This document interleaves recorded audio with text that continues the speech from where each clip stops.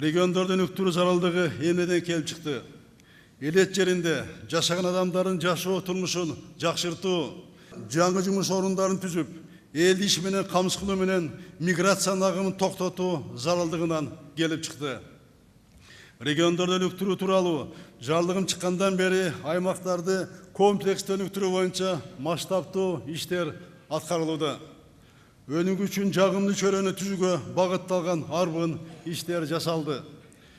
Мен мамлекет тарабынан жасалган иштердин негизгилерин айтып кетүүнү туура көрдүм, ошолорго токтолуп кетейин. Биринчи, бизнести негизсиз текшерүүлөрдү кыскартуу максатында мамлекеттик контролдоочу органдардын текшерүүлөрүнө 2 жылдык мораторий киргизилди.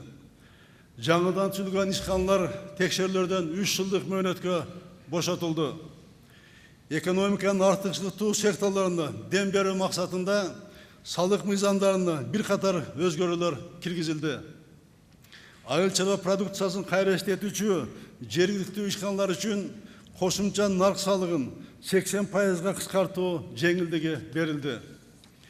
Соода логистикалык борборлор, машина тракторлук станциялар жана айыл чарба кооперативдерине киреше салыгы, кошумча нарк салыгы жана мүлккө салык боюнча жеңилдиктер берилди. Экономиканын экспорттук потенциалын жогорулатуу максатында продукцияны сертификаттоо жана стандартташтыруу боюнча жаңы лабораториялык база түзүлдү. Дотациялык региондордо ачылып жаткан өнөр жай ишканалары 5 жылдан 10 жылга чейин киреше салыгын, сатуу салыгын, жер жана мүлк салыгын төлөөдөн бошотулду. Тизме боюнча, өкмөттүн кароосу боюнча. Технологиялык жабдууларды импорттогон ишкерлер база поштасынан бошотулду.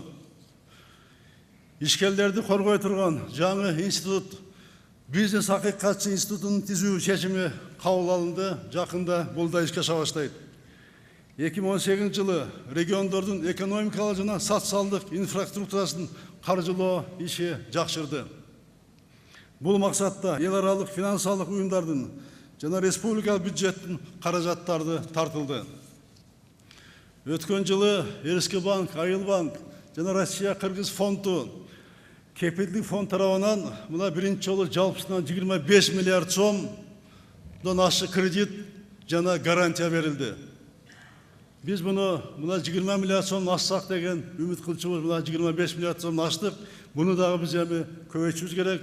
Бизнеске, иштейин деген адамдарга токтоосуз кредит алганга шарт түзгөнгө биз ушуну ишке ашырышыбыз керек. Бунун үстүндө иштеп атабыз.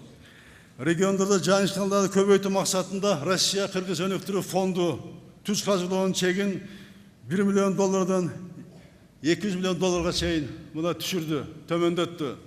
Натыйжада бул фонд аркылуу каржыланган региондордогу долбоордун саны өткөн жылы караганда 6 эсеге өстү.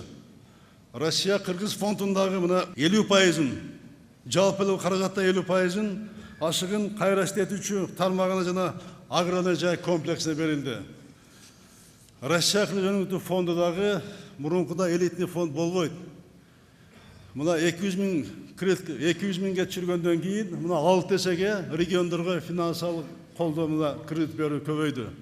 Буну да улантыш керек. Фонд азыр бүт областтарга, аймактарга өзүнүн өкүлчүлүгүн ачып, консультациялык борборлорду ачып атат.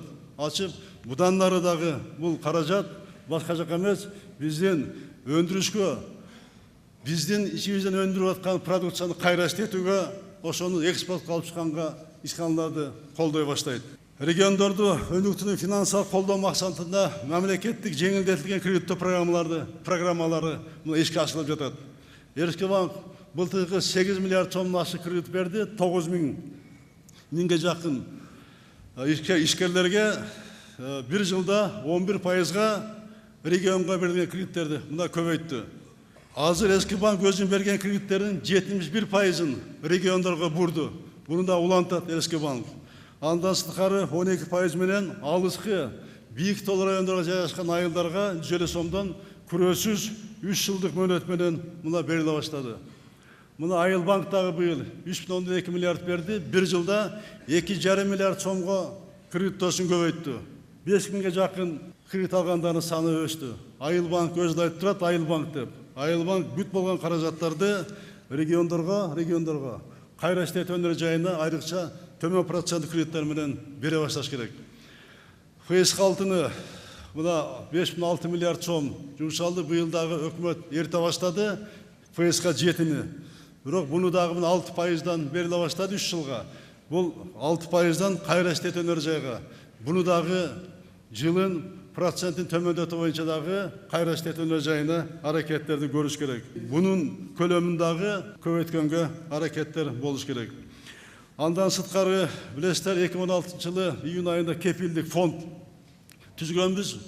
Мына аймактарды кыдырганда көпчүлүк ишкерлер өзүнүн проекттери менен иштеткенге, ишкана ачканга, кайра иштетүү өнөр жайын ачканга, жеке ишин ачканга күрөөсү жок региондордо кредит албай жүрүшкөн, ала албай. Мына кепилдик фонд түзүлгөндөн бери өзү 72 миллион сом менен баштаган, бюджеттен каражат берилди.